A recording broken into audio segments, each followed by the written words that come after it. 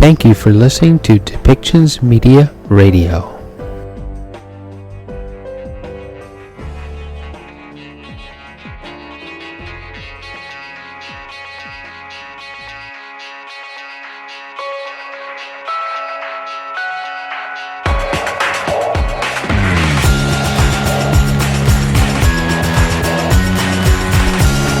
Welcome to Policy and Rights, the show about government policy and human rights.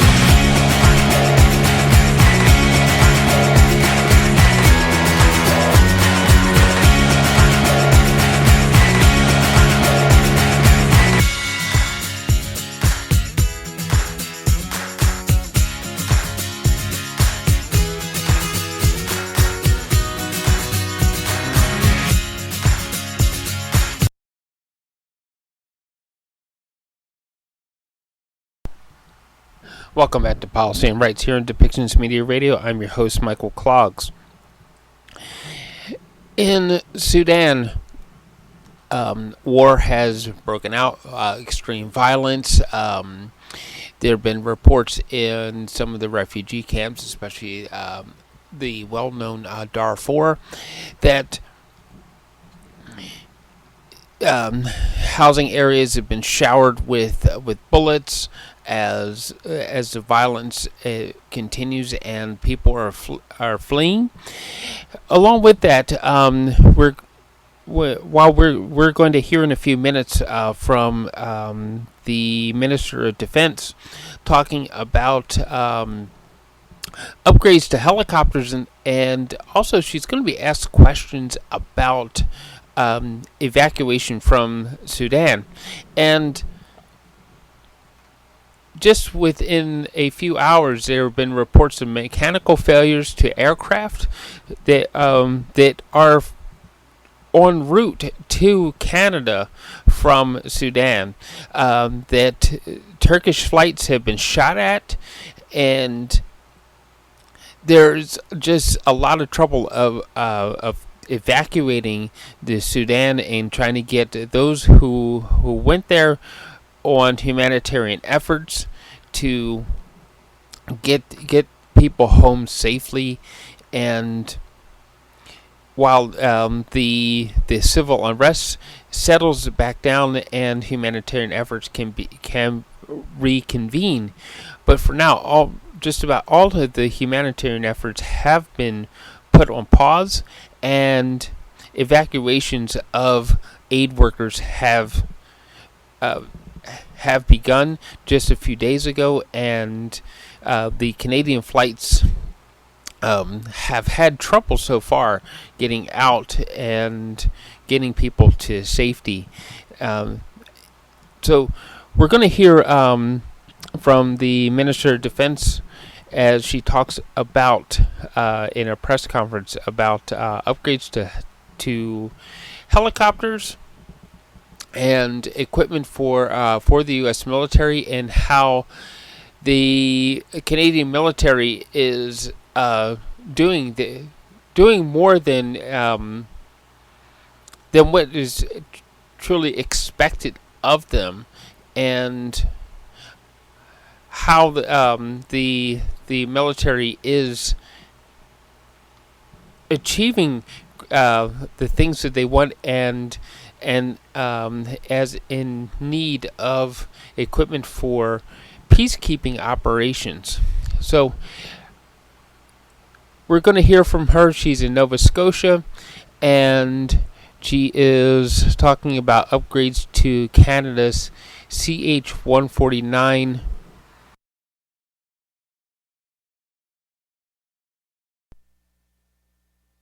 On behalf of our entire IMP Aerospace team and family here, it's a distinct pleasure for us to welcome you all to our Halifax-based operating unit. Our planned sequence for this morning's event will be as follows. First speaker will be Mr. David Gosson, President, IMP Aerospace and Defense. He'll have some opening comments and then introduce our Minister of National Defense, Minister Anand. Minister Anand will have a statement, and she'll be followed by Mr. Dominic Howe on behalf of Leonardo Helicopters. And our closing speaker will be Mr. Cody Blois, MP. Following our speakers, and as the last element of our event this morning, There'll be an opportunity for members of the media to ask questions. And so with that in mind, I'd respectfully ask all of you to hold your questions until our esteemed guests, until their comments are complete. Thank you again and welcome. And with that, I'd like to ask Mr. David Gosson, President of IMP Aerospace and Defence, to address the gathering. Boss.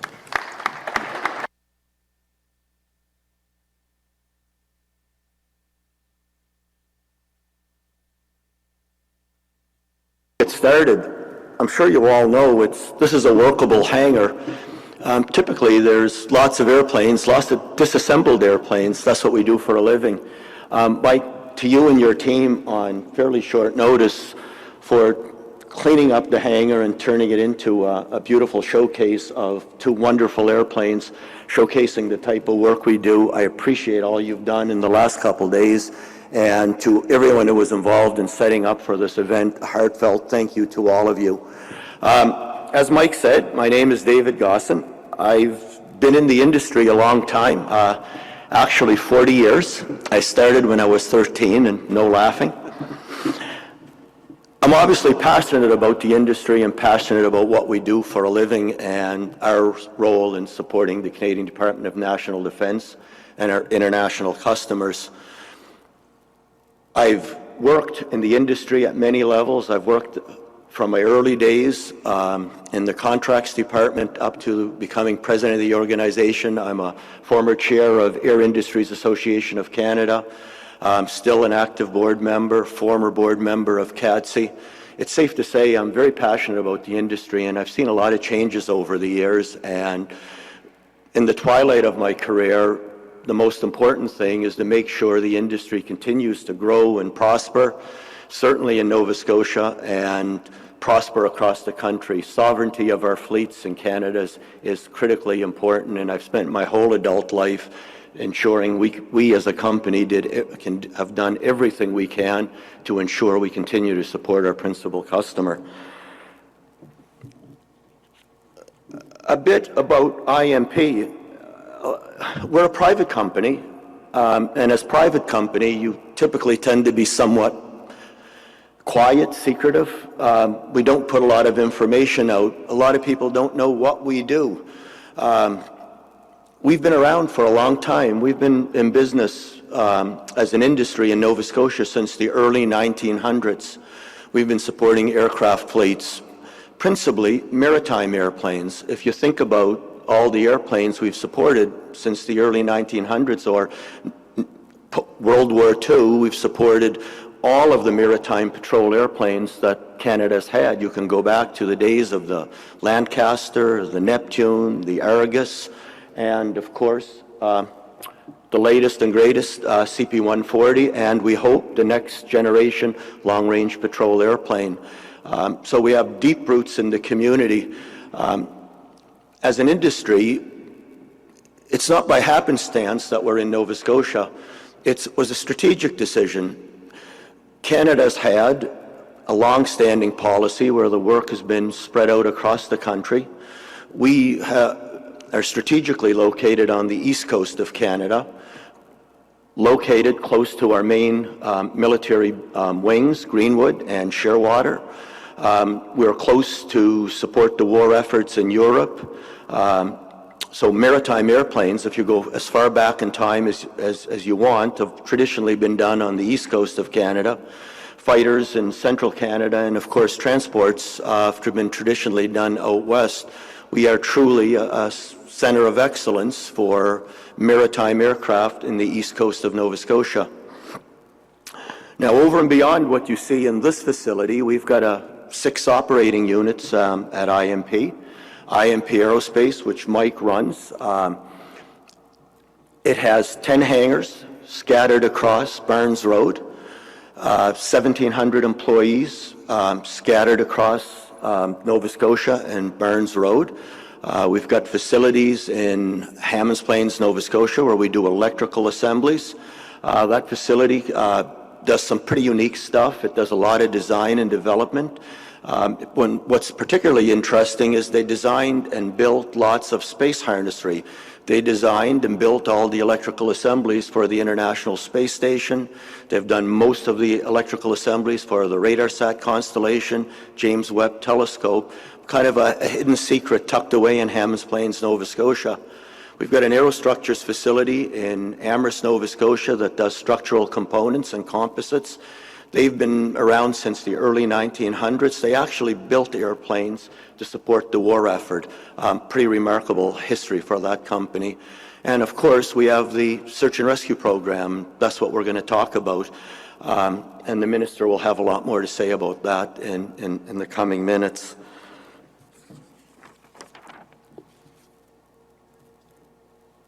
Now, with respect to the programs we support today for the Department of National Defense, we support the snowbirds, the iconic snowbirds. We do that in Trenton.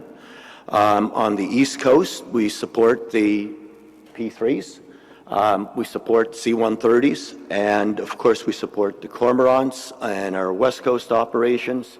We support C-130s. We're designated as one of only 2 heavy maintenance centers in the world for the C-130Js. We're the only P3 authorized Lockheed Martin service center in the world. So we've got lots of designations. We've been fortunate. We've done lots of domestic work and lots of international work. What's important in our business is our work we do with our domestic governments. And I think I'd like to acknowledge that in front of the minister and thank the minister for the wonderful partnership we've had for many years. Minister, we've been very fortunate to support the Department of National Defense for many, many years, and all the success we've had domestically and internationally is because of the partnership we've had. Just on the other side of this wall, there's 5 U.S. Navy Marine Corps C-130s. If we weren't supporting the Canadian fleet of C-130s, we would have never had an opportunity to do that work. And that story can be told with respect to the P3s and all the other fleets we've supported over the years. Our partnership is greatly appreciated, and it's been an enduring partnership, and we hope it goes on for many years to come. So what are we doing today? Briefly, out of Mike's facility, our P3, Aurora, as we know it in Canada, it's just gone through a significant midlife update. Looks great, lots of life in it, transformed from a traditional ASW airplane to an ISR, command and control, and a very modern ASW airplane. We recognize one day it will be replaced, but today it's still providing yeoman service. Cormorants, we continue to support. It's a fleet we're extremely proud of. It's a no-fail platform. The nature of what that aircraft does on a daily basis is rescue people in distress. I think as an industry, we have a gold standard. Our partnership with Leonardo has been for 23 years. They've been a tremendous partner. Dominic, we appreciate all your company does. I think we're extremely proud for the relationship, and I think we can both say what we've accomplished here in Canada is the gold standard for Cormorant Search and Rescue. We have in Canada the lowest cost of ownership, the highest availability on a fleet of 13 aircraft. We actually have over 110,000 flight hours in 23 years. That is remarkable. And I won't say too much more about that because I know the minister has some exciting news she's going to share with us. So in closing, I just want to take a moment and thank all the IMPers. I've been fortunate in my career. I've worked with some pretty amazing people. The work you do every day is truly inspiring. If you look at our safety record, and if we look at the hundreds, if not thousands of aircraft we've delivered over the years, our safety record is second to none. The quality of work you do is the envy of our competitors, and I know is very much appreciated by our principal customer, the Department of National Defense. I can't thank you enough. Every day it's been a pleasure to come to work, and I hope I'm not going anywhere in the short term. I hope I have the privilege to keep leading you. It's a wonderful team, and I've had a remarkable 39-year career working with you all. Now that's probably more than enough from me. I think I'd like to stop now and maybe introduce the minister. One of ours. She's actually a very proud Nova Scotian. It's great, Minister, to have you come back and visit us. I know you spent many years. You were born in Nova Scotia. One of your many degrees is from Dalhousie University. It is truly a pleasure to have you back in our facility. As an executive, I followed your career, and I can tell you I'm extremely pleased and impressed with the way you represent the country. It's a very complicated and difficult world we live in. You're a wonderful ambassador for Canada. Extremely proud every time I see you representing us in the difficult times we face. The war in Ukraine is not easy on certainly the Ukrainians and certainly everybody who's supporting it. I'm proud of everything you're doing and our government's doing to support that effort. So, Minister, I'll stop there and turn the mic over to you, and thanks for coming to share this exciting news for us.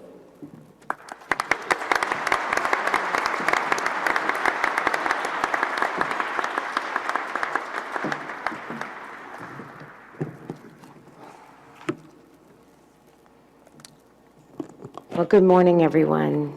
C'est un grand plaisir d'être ici avec vous ce matin. Merci beaucoup. Thank you so much, Dave. And it's a beautiful day to be back in Nova Scotia. Before we get to today's announcement, however, I would like to provide a quick update on Canada's efforts to evacuate its citizens from Sudan. I can confirm that a first Canadian evacuation flight from Sudan has taken place using an RCAF CC-130 Hercules aircraft. We will have more details to share soon. This is very good news, and I thank our Canadian Armed Forces personnel for their hard work to make this happen. Avant l'annonce d'aujourd'hui, j'aimerais faire le point sur les efforts du Canada pour évacuer ses citoyens du Soudan. Je peux confirmer qu'un premier vol canadien d'évacuation du Soudan a eu lieu à l'aide d'un avion CC-130 de l'aviation royale canadienne. Nous aurons bientôt plus de détails à partager, mais il s'agit évidemment d'une bonne nouvelle et je remercie le personnel des forces armées canadiennes pour leur travail acharné. Maintenant, je peux commencer avec le discours. Ambassador Ferrari, friends from the British High Commission, where are you? There you are. Cody, partners from Leonardo UK, Leonardo Canada, IMP Aerospace and Defense, CAE, Collins, GE. Good morning, bonjour. It's such a pleasure to be back in Nova Scotia. As Dave mentioned, I was born and raised in Nova Scotia. My parents immigrated here. My sisters and I grew up not far from here in Kentville, Nova Scotia. And as a young girl, Nova Scotia was where my world started and ended. From Halifax to Amherst to Kentville to Yarmouth, Nova Scotia is home. Our country, Nova Scotia included, is blessed with 18 million square kilometers of land and water or so, 243,000 kilometers of coastlines connecting these oceans. Montagnes, escarpées, forêts denses, conditions météorologiques arctiques. This vast terrain requires our military to work in challenging environments. And when Canadians are in danger from extreme weather conditions, stranded in remote areas, on steep mountainsides, or alongside our coastlines, the ability to search and rescue becomes a necessity. Now, one of Canada's critical search and rescue assets is the CH-149 Cormorant helicopter. Providing long-range, weather-resilient search and rescue capabilities, the helicopter can face and fight through the harshest Canadian terrain. Lorsque le temps presse et que les Canadiens ont besoin d'une aide vitale, le CH-149 est celui que nous appelons à n'importe quel moment, à n'importe quel endroit. The fleet has been serving Canada since 2001, but requires upgrades to remain operationally effective. And that is why we are investing in enhanced capabilities to ensure that our Canadian Armed Forces continue to have the tools and technology that they need to carry out their demanding work. Last December, I announced that our government has awarded 2 contracts to upgrade and extend the operational lifespan of our CH-149 Cormorant search and rescue helicopter fleet. With a $1.168 billion investment with Leonardo UK Limited, the fleet will be upgraded to the most advanced version of the helicopter and will acquire additional parts to increase its fleet size from 13 to 16 aircraft. Now today, we are taking another step forward with Leonardo's subcontract partnership with IMP Aerospace and Defense to undertake the upgrade of 13 in-service CH-149 Cormorant search and rescue helicopters at the facility in Halifax, Nova Scotia.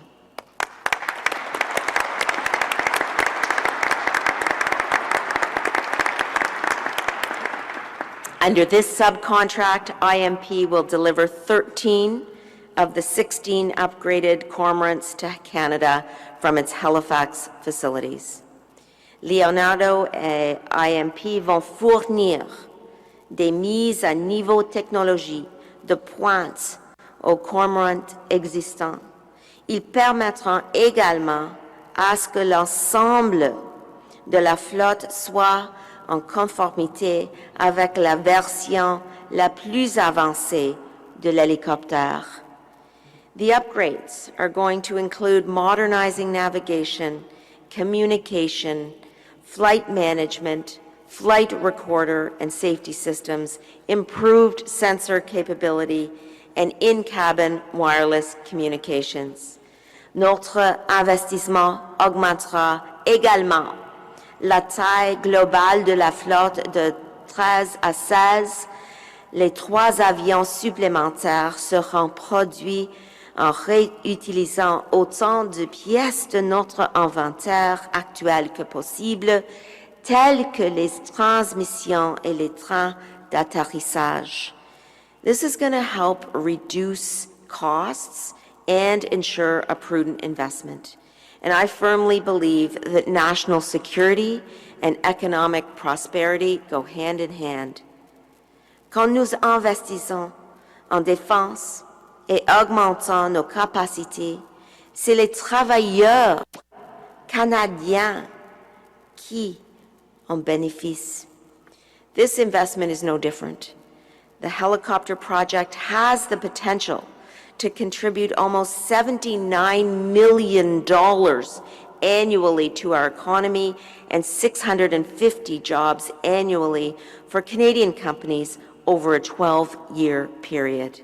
From Gander to Greenwood to Halifax, this project will create meaningful economic partnerships with communities across this great country. And this investment is a win for Canadian workers.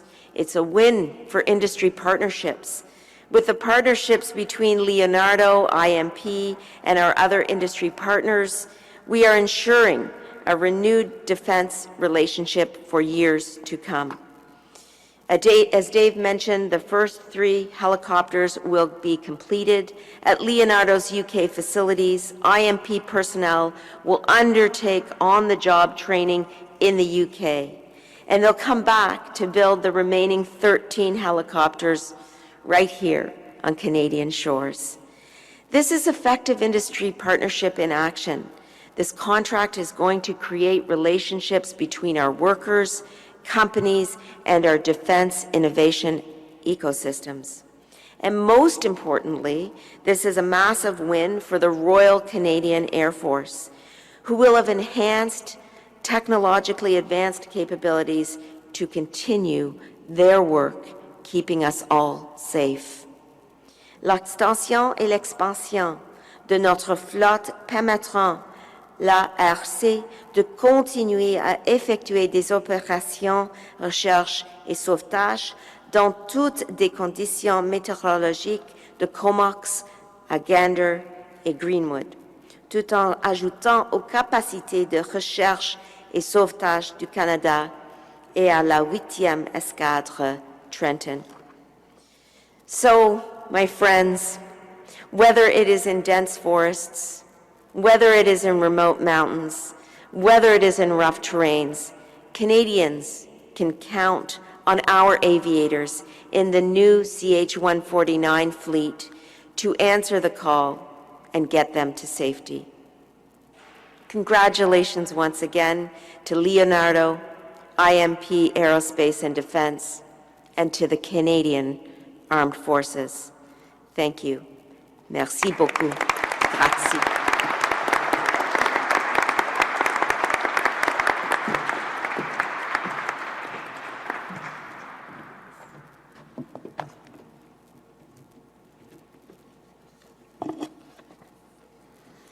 Good morning. I'm delighted to be here today on behalf of Leonardo in joining the Honourable Minister Anand, Member of Parliament Boyce, friends from the UK Government, Ambassador Ferrari, and of course our Team Cormorant partners.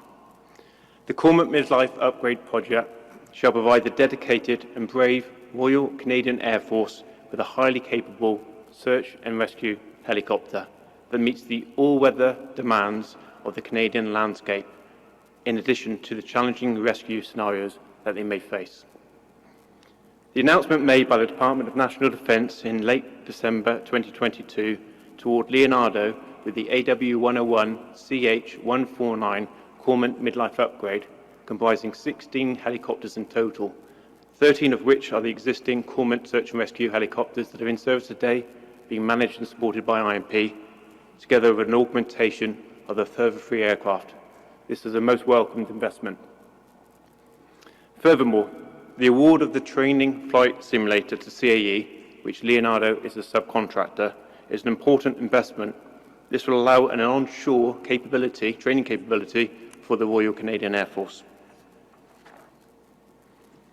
The CMLU contract will significantly enhance the aircraft systems and technologies. It ensures compliance with the emerging airspace regulations, will extend the life expectancy of the aircraft to 2042 and beyond, and importantly, enable the return of the Cormorant helicopter fleet to Canadian Forces Base, Trenton.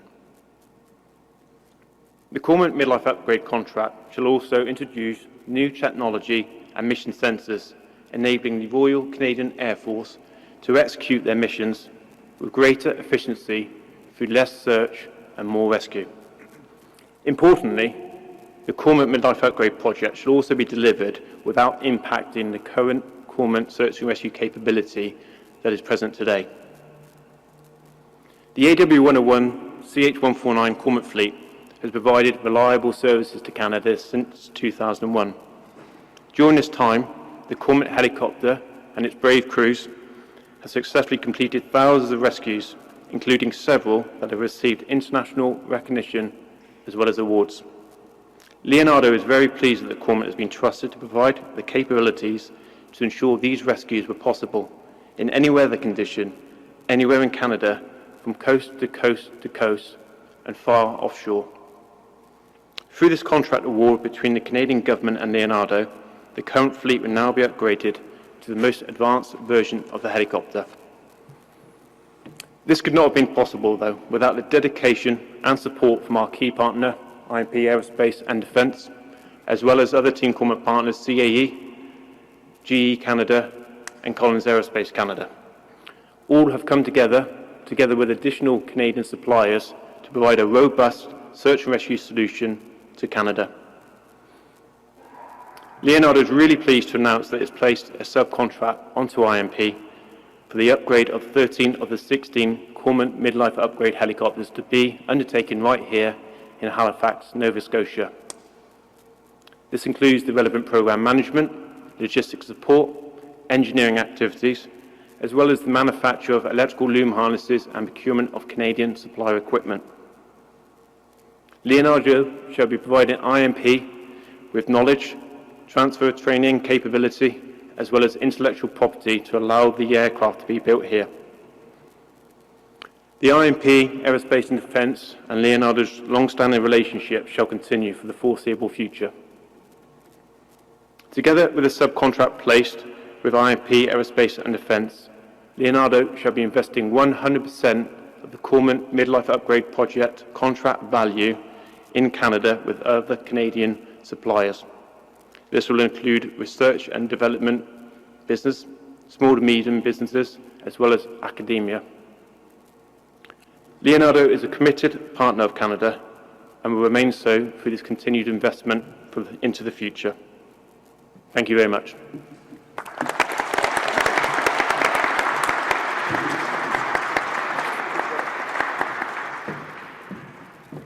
Well, let me just say this, what a hell of a day for Nova Scotia. We had great, yeah, absolutely.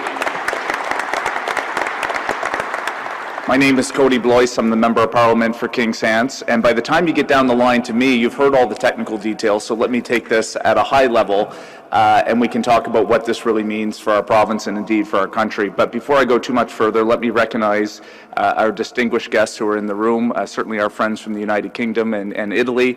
Welcome to Nova Scotia. We hope you come back, and next time you come back, of course, we always love to have really good defense announcements. And look, I don't know if we can compete with Italian wine, but I would, Ambassador, love to welcome you to Kings Hants, and you can come see some of the wines we have in the Annapolis Valley. The Minister and I are headed there actually this afternoon. I don't know if we're going to get into a bottle of wine, but I welcome you to come back anytime. Good. To our guests, to our Minister, and it was well stated that Anita hails from Kentville. We're really proud in Kings Hants of the fact that we get to have someone from our backyard not only represent Oakville, not only represent Ontario, but represent Canada on the world stage. And on paper, yes, we have 11 members of Parliament in Nova Scotia, but in principle we have 12, because the way that Anita represents not only her own riding in Oakville, but represents this country and indeed does not forget where she comes from, which is right here in Nova Scotia, and that is evidenced by the work that we're doing here today to help make an investment that's going to make a difference for the Canadian Armed Forces, but it's going to be about the workers here in Nova Scotia. And if we've learned anything in the last year, it's about the importance of capacity. The Minister spoke about that, not just only in search and rescue, but also in the capacity for our Canadian Armed Forces to have the tools to make sure that we can defend our sovereignty and to be able to work with our allies. And I just want you to take a moment, all of us here in this room, just look around. Look at the hangar. Look, David, I haven't had the opportunity to be in here, I'm ashamed to say, and I only live 15 minutes down the road. Many Nova Scotians, indeed many Canadians, would not be able to see the amazing work that goes on. But look at the size and scope of what is being delivered here at IMP, here in Nova Scotia. And the Minister and I have had the opportunity to be at the shipyard, at Irving Shipyard, to see the work that is going on the naval side of contracting and procurement in defense here in this country. It matters because in the last year it's taught us that we have to have that capacity at home. We have to be able to work with our allies in concert to make sure that we have an ability to respond to a changed global environment, because that is frankly what has happened over the last year. Today's announcement on the search and rescue side is but one example of where the government is making those moves. Minister, we're proud of your leadership in Parliament. We're proud of your leadership on what is a very nuanced portfolio, and the work that you're doing internationally with our allies and indeed here at home makes a difference. And it makes a difference not only because we're going to be making sure the tools are upgraded, but it protects important jobs here in Nova Scotia. And I see my buddy David Evans over there. We call him Taff down at Shooter's Bar and Grill in Enfield. David's from the UK, and we have a lot of UK influence here at the facility. You know, David and I have had the opportunity to talk about how he came from the UK, came from England, has built a life here in Nova Scotia, continues to put really important work into these types of aircraft that help make a difference for our personnel every day. So look, we've got a lot of folks here that are not necessarily from IMP. I want to give a big round of applause to the men and women who actually put the work in. I don't know how you do it, David, but I know you do it well and your team. So big round of applause, perhaps everyone, for the folks here at IMP.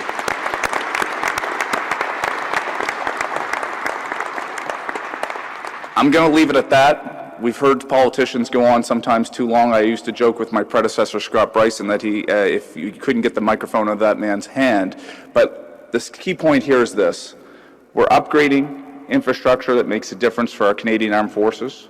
We're making sure that those investments are supporting jobs here in Canada, here in Nova Scotia, and we're working with our international partners to make sure that we can share best practices in a changing worldview. It's a huge win for all of us here today in Nova Scotia. Thank you, Minister. Thank you, David and Dominic, for your great work. And to our workers, we can't do it without you. Thanks so much.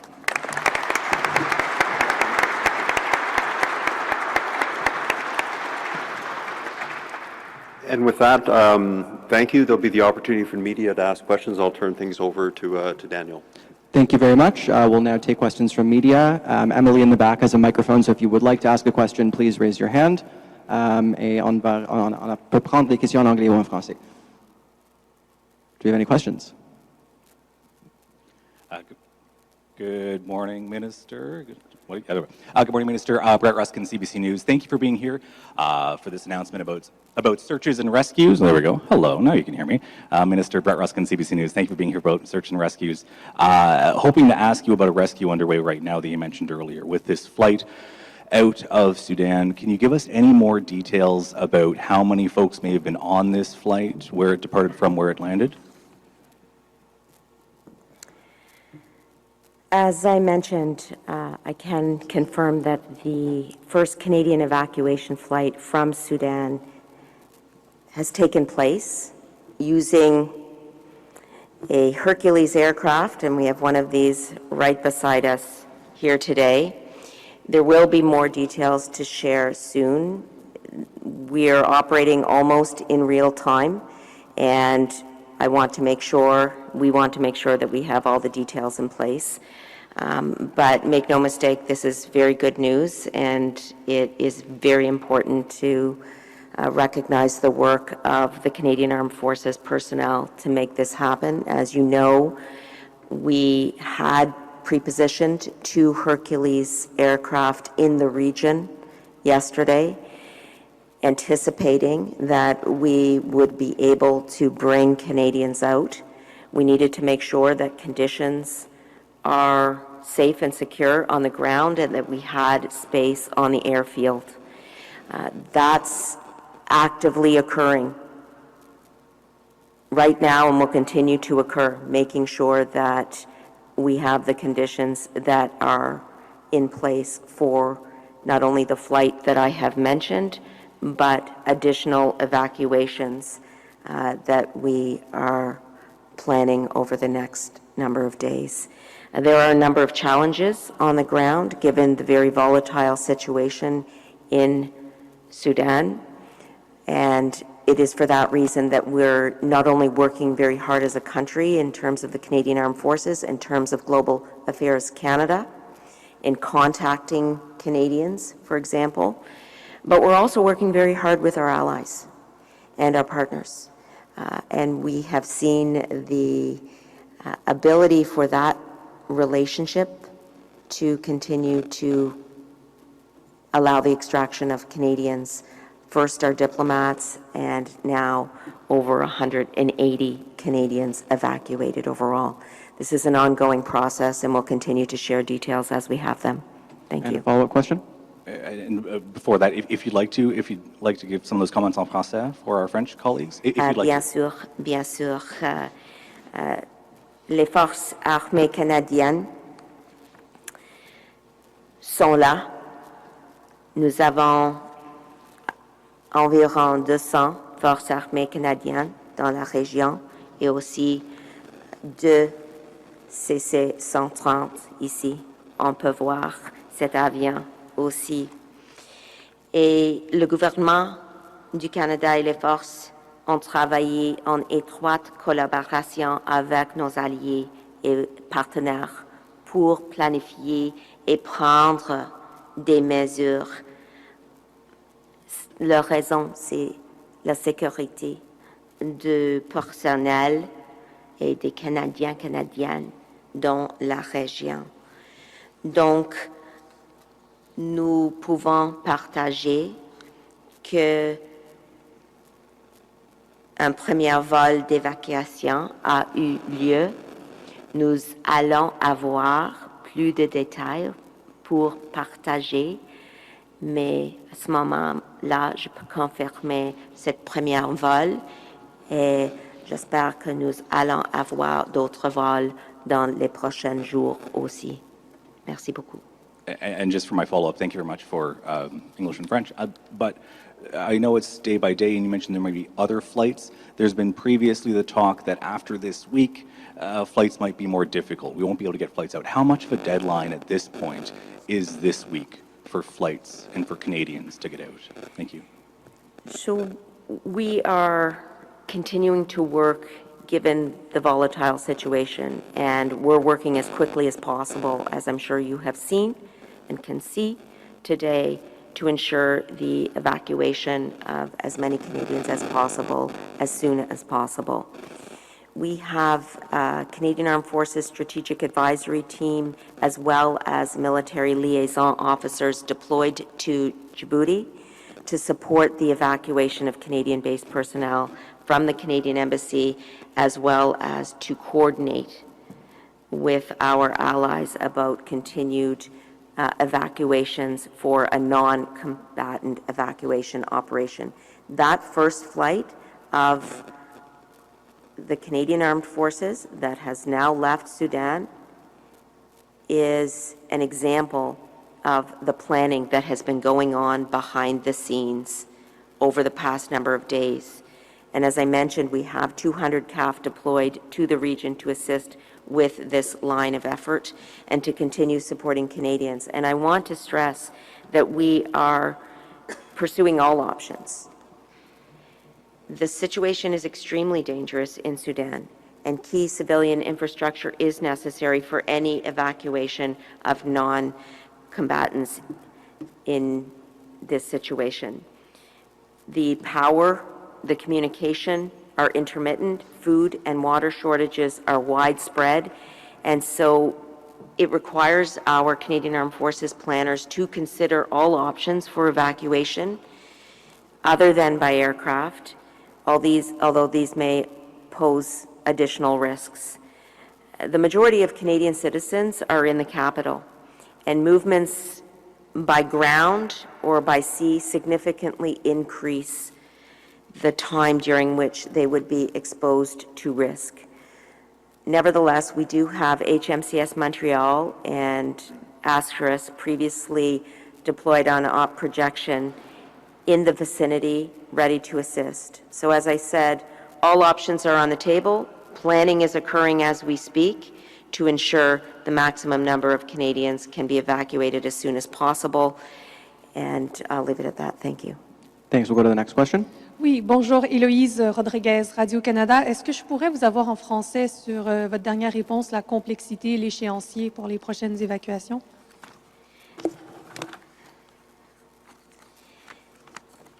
Bien sûr, merci pour la question aussi. C'est une situation extrêmement volatile et la situation évolue rapidement. Donc, l'extraction en toute sécurité des citoyens canadiens nécessite une planification diligente de la part des forces armées canadiennes et une coordination étroite avec les autres pays. Et ça, c'est le travail le travail que nous faisons maintenant avec les forces, avec l'affaire mondiale et aussi avec nos alliés et partenaires. Je voudrais dire que les forces armées canadiennes restent extrêmement bien connectées dans la région. Nous avons 200 soldats de forces armées canadiennes sur le terrain dans la région maintenant. Ils sont là pour appuyer l'évacuation des Canadiens, Canadiennes et aussi pour coordonner avec nos alliés et partenaires. Nous avons aussi de CC-130 là dans la région, comme j'ai dit déjà, et le Canada continue de faire le travail nécessaire pour évacuer nos citoyens. Et je voudrais dire finalement que nous examinons toutes les options nécessaires. Ce n'est pas seulement les vols, mais nous examinons et discutons d'autres options. Mais d'autres options sont aussi dangereux, peut-être plus dangereux à cause de la situation volatile sur le terrain. Donc, nous continuons de partager d'autres détails. Mais aujourd'hui, nous avons de bonnes nouvelles. Nous avons le premier vol canadien qui est sorti de la région et j'espère que nous allons avoir d'autres vols dans les prochains jours aussi. Merci beaucoup. Une question de suivi. Merci. Oui, pour revenir sur l'annonce d'aujourd'hui, est-ce que vous pouvez parler de l'importance de moderniser ces hélicoptères? Pourquoi faire ça maintenant? Bien sûr, il n'y a pas de question sur cet enjeu. Nous devons continuer d'augmenter nos capacités avec l'hélicoptère, avec les avions de chasse. Nous avons signé un contrat avec Lockheed Martin, par exemple. Le 9 janvier, j'ai annoncé ce contrat. Et la raison pour laquelle cette annonce et l'annonce aujourd'hui est de démontrer notre position proactive pour augmenter nos capacités, pas seulement aériennes, mais aussi sur le terrain et aussi aux mers aussi. Donc, c'est un processus. Mais comme ministre de la Défense nationale, je vais continuer de travailler très fort pour les forces armées canadiennes et aussi pour notre pays pour assurer que nous avons les capacités nécessaires, l'interopérabilité avec nos alliés, la capacité pour le sauvetage, la capacité pour coordonner avec nos alliés dans les régions partout dans le monde, par exemple en Lettonie ou en Afrique. Mais c'est un processus. On doit travailler chaque jour très fort. Mais ça, c'est le travail de l'équipe de la défense et l'équipe d'industrie aussi.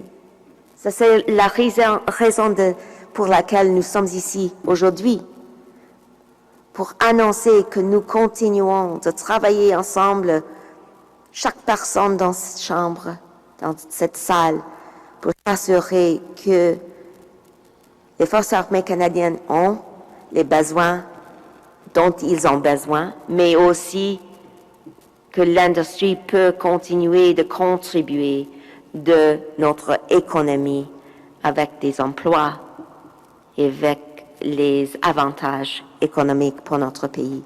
Merci beaucoup. And we'll go to the next question, la prochaine question. Good morning, Minister. Francis Campbell with the Chronicle Herald. So in November, you announced a new NATO Defense Innovation Accelerator office to be located in Halifax Regional Municipality. I was just wondering if you had any updates on that, in particular a site where it might be located. Well, thank you for the question, Francis. For the benefit of everybody in the room, the question relates to a defense and innovative accelerator initiative that NATO is launching and that Canada is hosting. And in November, when I was in Nova Scotia, I announced that this province would host the Defense and Innovation Accelerator for NATO. And there are others in the world. The UK and Estonia are partnering on another such Defense and Innovation Center. And so the work to ensure the specifics and the details relating to this Defense and Innovation Center is ongoing. We are in close coordination with NATO to finalize the work that needs to be done to establish this center. But make no mistake, Canada is committed and has committed to ensuring that this center gets up and running. We have another such center on climate change and security that is going to be established in Montreal, and that is also a NATO center of excellence. So as you can see, Canada is very closely tied with NATO on the establishment of these centers. We are a founding member of NATO, and we'll continue to do work on the ground to reiterate that commitment here in Nova Scotia with the Defense and Innovation Center, and of course in Montreal with the Climate Change and Security Center. Thank you. Thank you. Thanks, everybody. Okay, we'll take one final question and then. Hi, thank you for fitting me in. Jonathan McGinnis, CTV News. What can you tell us about the value of this contract to IMP and what it might mean in terms of maintaining or potentially adding to the workforce here? Okay, I'll offer some preliminary comments and then maybe ask Dave if he wants to add anything that I probably missed. So the work that IMP does for the construction and maintenance of defense equipment for our country is extremely important. And the significance of the subcontract that we are here to announce today is part and parcel of that work that IMP has shown over the years that they are capable of performing. The subcontract award is going to ensure that IMP is front and center in terms of the upgrade of the cormorants. 13 of the 16 cormorants are going to be constructed and built right here at the Halifax facilities. And as I mentioned, it's significant not just for the capabilities of the Canadian Armed Forces, especially in terms of search and rescue, but it's also important because of the economic contributions, $79 million annually to Canadian GDP and supporting 650 jobs annually for Canadian companies over a 12-year period. What this does is demonstrate our commitment to ensuring that national security and economic prosperity go hand in hand. That is something that we cannot underestimate.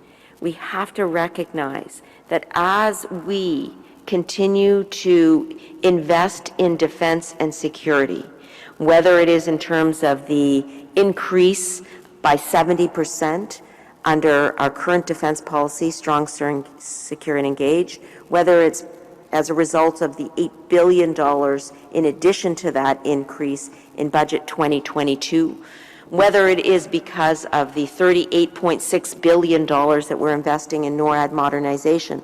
All of that enveloped funding is important for the capacities and the capabilities of the Canadian Armed Forces and the defense and security of our country. But it's also important because it means that economic benefits will accrue to industry in this country also. And we need to make sure that we recognize the benefits of our work in defense to the broader Canadian economy. And so this is an example today, this announcement today is an example of just that principle, that national security and economic prosperity go hand in hand, and that we will see those economics benefits play out right here at IMP and in the broader Canadian economy.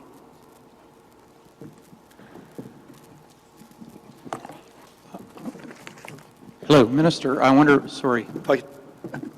I guess just to follow up the second half of your question, I think the Minister answered it quite well. As an IMP executive, this is an important win for us. It's a strategic win. First and foremost, it will create hundreds of jobs. That's always important. Secondly, it increases our technology base. We are now moving up the supply chain. Leonardo, in partnership with Leonardo, they will work closely with us. We will send technicians, engineers to the UK. They will be embedded in Leonardo's facility. They will bring home that know-how, and they'll position us for future work. What's also important is not just the 8-year program where we're going to essentially build 13 new helicopters. It positions us to support the fleet for the next 25 years. We will essentially become the subject matter expert on the new fleet. That can't be emphasized enough. When I was chair of AIC, we always encouraged the government when they make these generational investments, it's critically important that we get economic value up from those investments. And as Minister Anand said, this investment Canada has made in search and rescue, it's a great news story. It's a great news story for the Royal Canadian Air Force. They're going to get the latest generation search and rescue world-class helicopter. It will create wonderful work for IMP, and it will position us for more international work and to continue to support the fleet for the next 25 years, and it's a great investment for the taxpayers. When I was AIC chair, those are the investments that we very much like to see. So now I thank Minister Anand and the Canadian government for, continuing to make effective investments to upgrade our capacity in country. Because it's not just about spending money in industry. Of course, we've got to service the Royal Canadian Air Force, but to take that investment and create economic value for us as a nation. And I believe this investment very much does that. Thanks. And we'll just take one final follow-up question before we wrap things up. Hi, Minister. It's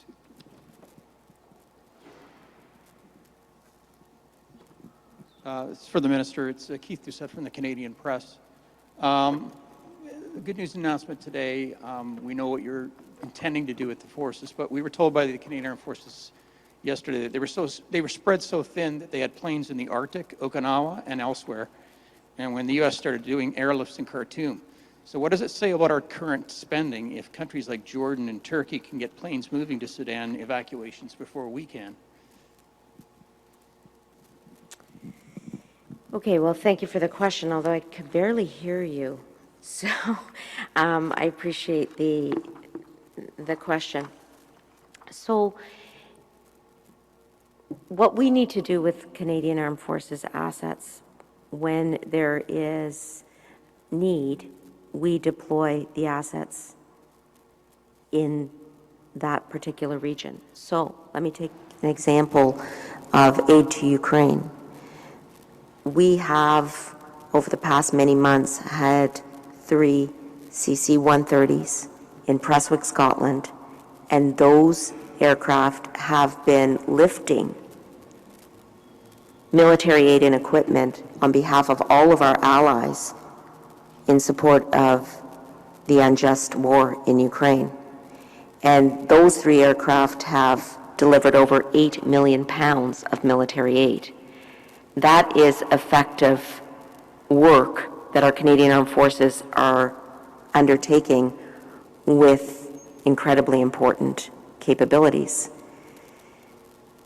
When this crisis broke out in Sudan, we made a decision to deploy 2 of those CC-130s to the region so that we can respond to the needs on the ground. And what we are doing is working in lockstep with our allies at all times. And we're able, as a result of our work with our allies, to extract our diplomats as soon as possible, and now over 180 Canadians. And now we have a first flight that has left Sudan with capabilities on the ground in terms of the 2 CC-130s, as well as 2 ships in the harbor in that region.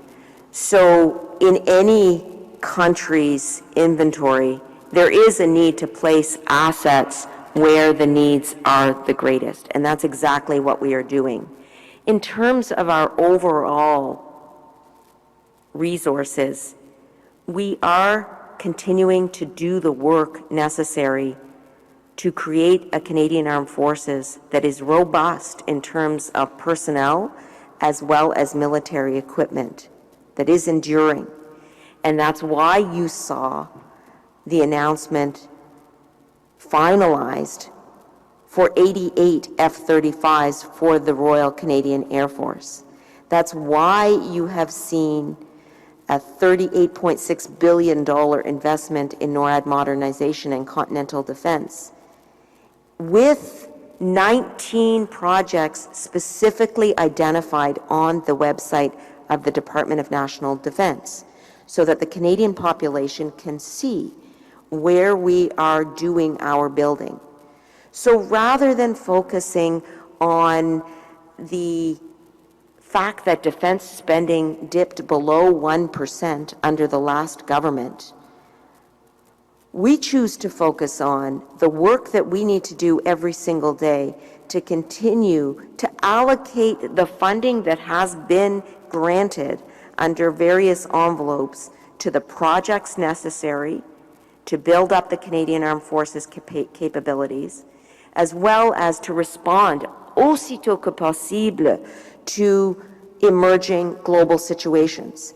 And before we came into this room, someone said to me, Canada is punching above its weight. And that's exactly what is happening. Whether we're talking about NATO's eastern flank, where we have 1,100 Canadian Armed Forces deployed, and where we have our largest international operation, whether we're talking about aid to Ukraine, where we've put on the table over $1 billion and we are a leading donor amongst the G7 countries, and $8 billion to Ukraine overall, or whether we're talking about continued coordination in building up continental defense. There's work to do, but make no mistake, we are doing that work.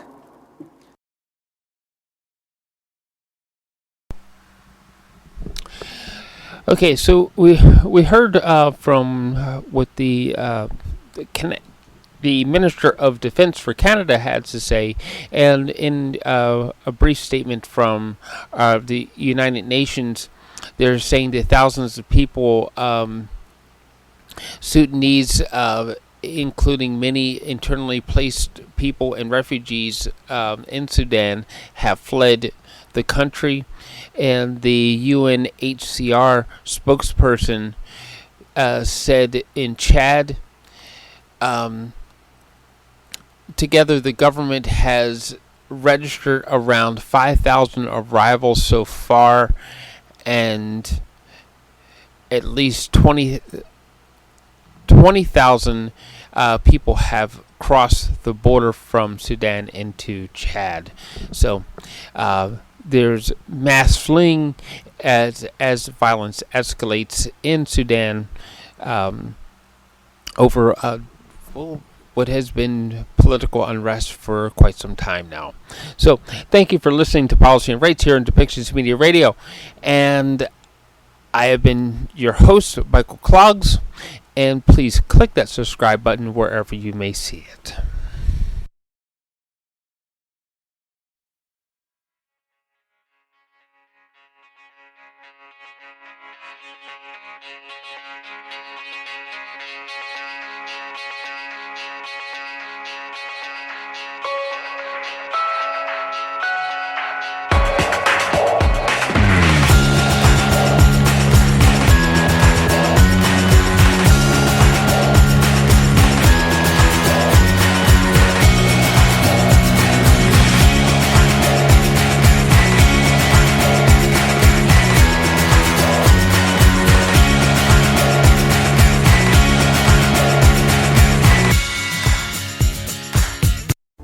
This show has been produced by Depictions Media. Please contact us at depictions.media for more information.